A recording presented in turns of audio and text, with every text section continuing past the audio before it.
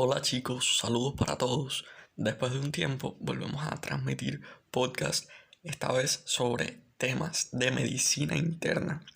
Y el primero lo queremos dedicar a las infecciones del sistema nervioso central. Dentro de estas infecciones, a la meningoencefalitis. Partamos como siempre por el concepto. ¿Qué es la meningoencefalitis? Bueno, pues esta se define como la inflamación de las meninges y el encéfalo, cuya etiología es variable y en la que dominan los agentes infecciosos. Partamos entonces con las meningoencefalitis bacterianas, dentro de las que se encuentran las causadas por Neisseria meningitidis, por Haemophilus influenzae, por Streptococcus pneumoniae, por los estreptococos del grupo E, por Listeria monocytogenes, por otros bacilos gram negativos y por el Staphylococcus aureus, por el Staphylococcus epidermidis, etc. Estas meningoencefalitis generalmente tienen un inicio agudo. Las manifestaciones tienen menos de 72 horas y solo en ocasiones raras rebasan una semana. El aspecto del líquido cefalorraquídeo se caracteriza por ser turbio y predominan leucocitos polimorfonucleares por la propia infección de la causa bacteriana, por lo que algunas veces se ha denominado meningoencefalitis purulenta.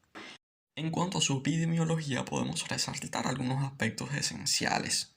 Los más frecuentes como causa de meningoencefalitis bacteriana son el Streptococcus pneumoniae, el Haemophilus influenzae y Neisseria meningitidis.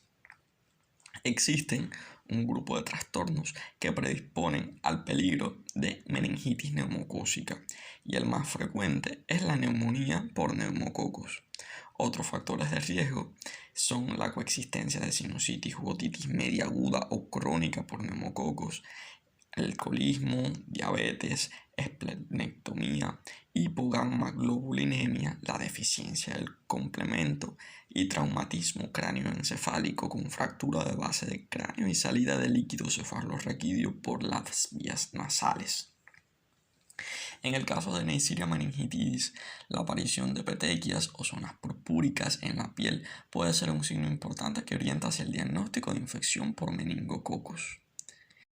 En cuanto a las intervenciones neuroquirúrgicas, los que más frecuentemente provocan meningoencefalitis posteriores a estas son el Staphylococcus aureus y los Staphylococcus coagulasa negativos.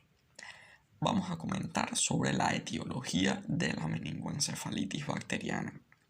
Esta está causada por precisamente la presencia de gérmenes en el espacio subaracnoideo, lo que va a provocar una reacción inflamatoria por los elementos propios de las paredes celulares, de las cápsulas bacterianas, que van a generar la producción de citoquinas inflamatorias como la interleucina 1, el factor de necrosis tumoral alfa y todo este conjunto de factores inmunológicos que van a aumentar la permeabilidad de la barrera hematoencefálica, lo que va a facilitar la entrada al sistema nervioso central de células inflamatorias como los propios polimorfonucleares y otras capaces de producir, por ejemplo, los anticuerpos. Estaríamos hablando de linfocitos, el complemento para opsonizar, es decir, pudiéramos asociarlo con marcar para posteriormente lisar y destruir los patógenos, o sea, las bacterias. La reacción inflamatoria es la encargada de consumir glucosa y aumentar las proteínas del líquido cefalorraquídeo, y estos dos aspectos pues, van a ser esenciales para el diagnóstico de la meningoencefalitis. Es quizá por este mecanismo que las primeras dosis de antibióticos, al aumentar la destrucción de estos y liberar más lipopolisacáridos, pueden aumentar los signos clínicos de la meningitis. También es la razón por la que antibióticos como la vancomicina mejoran la penetración en el sistema nervioso central y producen la rápida esterilización de ese líquido cefalorraquídeo. Además, la alteración de la barrera hematoencefálica va a permitir que pase líquido, va a causar por tanto edema vasogénico y citotóxico, lo cual va a aumentar la presión intracraneana y la hidrocefalia, que también pueden ser signos clínicos de la meningitis bacteriana. La inflamación de los vasos de las leptomeninges van a favorecer la trombosis venosa y la isquemia de predominio cortical, eventos que van a estar asociados a las complicaciones de la meningitis. Basado en su etiología, pudiéramos describir el cuadro clínico también del padecimiento. No es difícil entender que puede presentarse como una enfermedad cuya tríada clásica constará de fiebre, relacionado con las interleuquinas, con la inflamación, cefalea por la propia invasión del sistema nervioso central y rigidez de nuca como signo meningio. Estos ocurren en la gran mayoría de los casos, más del 90% es descrito. Y en otro grupo de pacientes, un grupo importante de estos, se presentan alteraciones del estado mental, de la conciencia, que pueden oscilar desde el letargo hasta el coma. Además se presentan náuseas, vómitos, fotofobias, algo característico con frecuencia. Y otro grupo menor de pacientes puede presentar convulsiones focales, es decir, parciales, por isquemia o infarto de una zona específica, o trombosis hemorrágica o edema focal. Y también pueden ser generalizadas las convulsiones hasta llegar a un estatus epiléptico que puede estar causado por hiponatremia, anoxia cerebral y otro grupo de causas como los antimicrobianos. El aumento de la presión intracraneal es una complicación esperada y clásica de las meningoencefalitis bacterianas y es la principal causa de trastornos de la conciencia, de los que ya habíamos mencionado algunos. En también la gran mayoría o casi todos los pacientes, se describe también más del 90%, hay un aumento de la presión de apertura del líquido cefalorraquídeo y se describe que es mayor a 180 milímetros de agua. Y en un grupo menor, un 20% de pacientes según estudios, es mayor incluso a 400 milímetros de agua. ¿Cómo pudiéramos identificar el aumento de presión intracraneal por la clínica? Pues por el deterioro del nivel de conciencia, el edema papilar, recordemos como un síntoma clásico, las pupilas dilatadas que reaccionan poco a la luz, las parálisis del sexto par craneal, se describen y en otras meningoencefalitis, estrabismo, por ejemplo, aunque también hay alteraciones de otros pares, las posturas de descerebración y la reacción de Cushing, caracterizada por bradicardia, hipertensión y respiraciones irregulares. Si bien la hipertensión endocraniana es una complicación, pues otra fatídica y clásica puede ser la herniación cerebral. Otras alteraciones neurológicas focales pueden describirse como las hemiparesias, cuadriparesias. Recordemos que estamos hablando de una disminución de la motilidad en este caso, defectos visuales, ataxia y parálisis de nervios craneales, como ya habíamos descrito. Podemos pasar a hablar del diagnóstico, y el diagnóstico es precisamente asociado a la clínica y a el estudio del líquido cefalorraquídeo. La realización, por supuesto, por punción lumbar, permitirá obtenerlo y estudiarlo. La muestra se debe enviar al laboratorio para estudio citoquímico, para frotis con tinción de Gram, para cultivo y para la búsqueda de antígenos bacterianos por un grupo de métodos indirectos como la coaglutinación, como la aglutinación con látex, etc. El estudio citoquímico del líquido cefalorraquídeo permitirá orientar o incluso establecer el diagnóstico diferencial entre los diferentes tipos de meningitis, o sea, entre la bacteriana, la viral, la tuberculosa.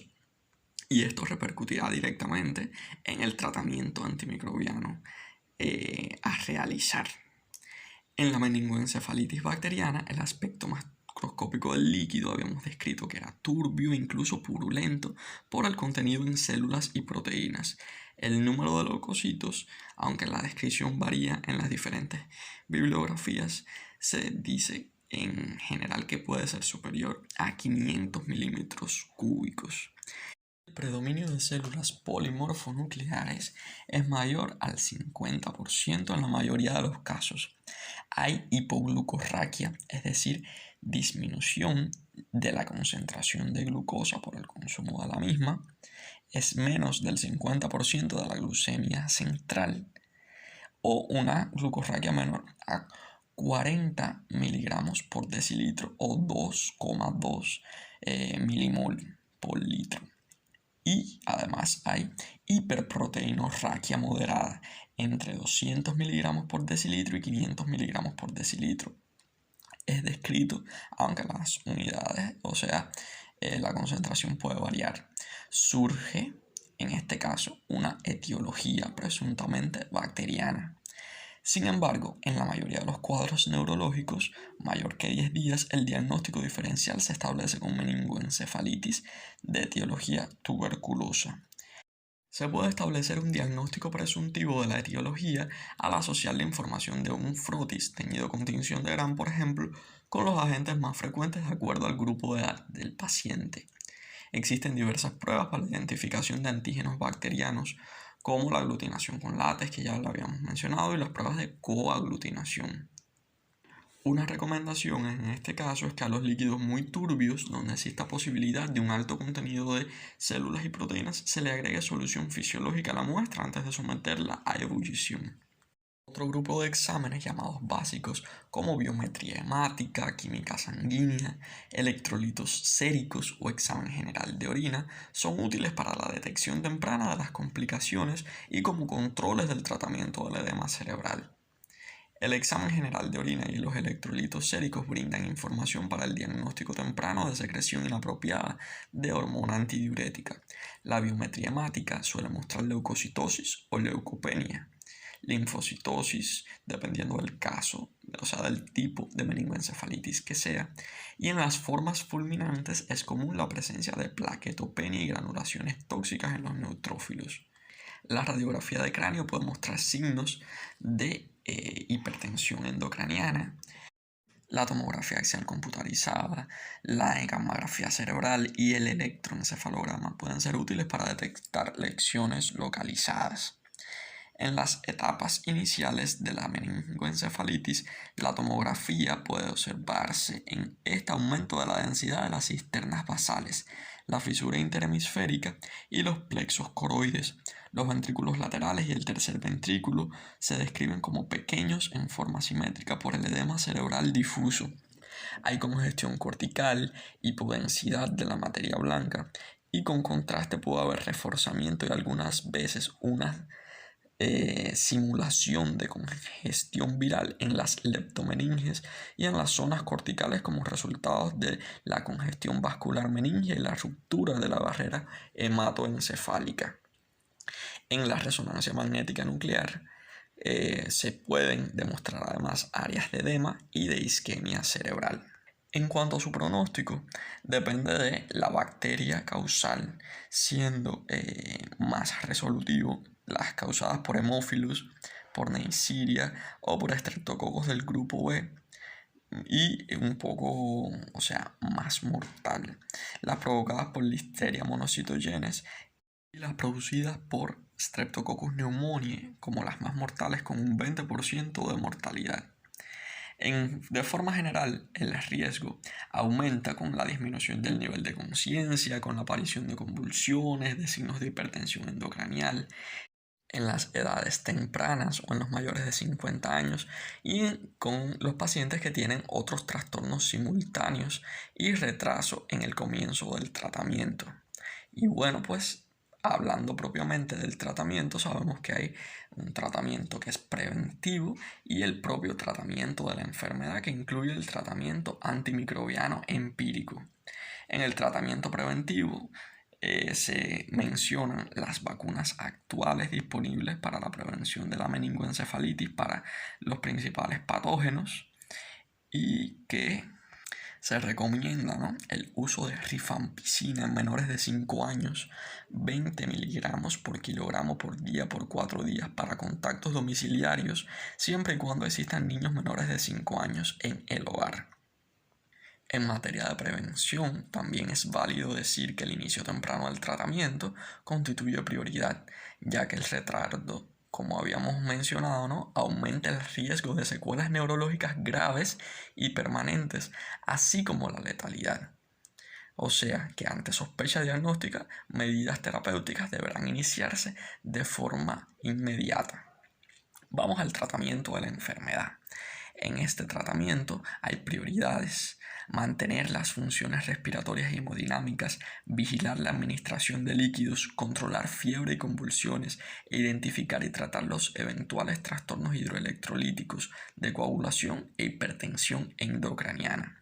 En cuanto al tratamiento antimicrobiano empírico, es necesario comenzarlo en los primeros 60 minutos de la llegada del paciente al servicio de urgencias. En aquellos que se sospeche de meningoencefalitis, debe comenzarse un tratamiento empírico antes de conocer los resultados de la tinción de Gram y los cultivos de LCR. El tratamiento debe incluir una cefalosporina de tercera generación, como por ejemplo la ceftriaxona. Esta está recomendada 4 gramos por día cada 12 horas, o cefotaxima 12 gramos por día cada 6 horas, más la vancomicina de 2 gramos por día cada 12 horas. La ceftriaxona o la cefotaxima proporcionan buena cobertura contra Streptococcus pneumoniae, estreptococos del grupo B y Haemophilus influenzae sensibles, y una razonable cobertura contra Neisseria meningitis.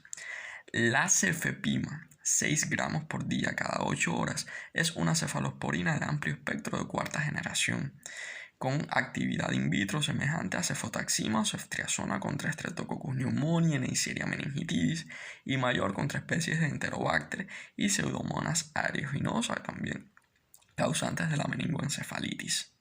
Al tratamiento empírico debe añadirse ampicilina para cubrir Listeria monocytogenes en niños menores de 3 meses de edad y en personas mayores de 55 años, o en personas que se sospecha alteración de la inmunidad celular por consecuencia de enfermedad crónica, trasplante u otra causa.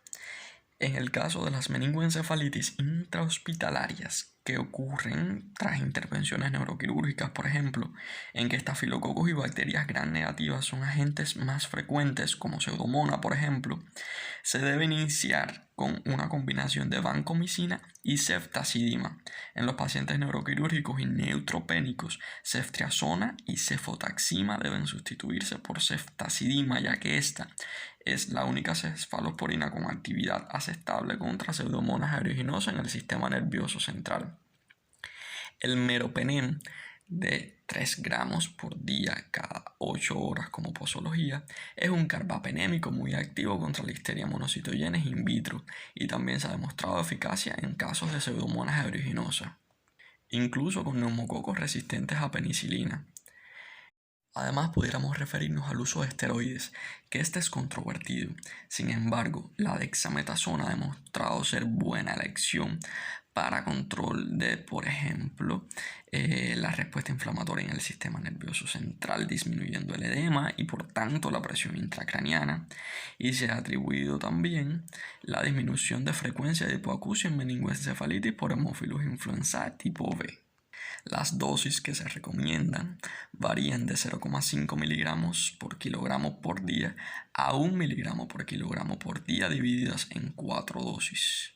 Se recomienda utilizarlas solo por 48 a 72 horas, con mejor pronóstico si se administra, por supuesto, en las primeras fases de la enfermedad, y de preferencia antes de iniciar la primera dosis del antimicrobiano. Quedan pendientes para un próximo podcast la meningoencefalitis tuberculosa y la meningoencefalitis viral. Pudiéramos hablar de otro grupo de elementos para argumentar un poco más el estudio de las meningoencefalitis. Espero que les sea de utilidad. Ya saben, estamos abiertos a sugerencias, comentarios. Nos pueden dejar propuestas de otros temas de enfermedades infecciosas. Agradecido por contar con nuestro canal. Saludos, un fuerte abrazo desde la Universidad de Ciencias Médicas de Granma.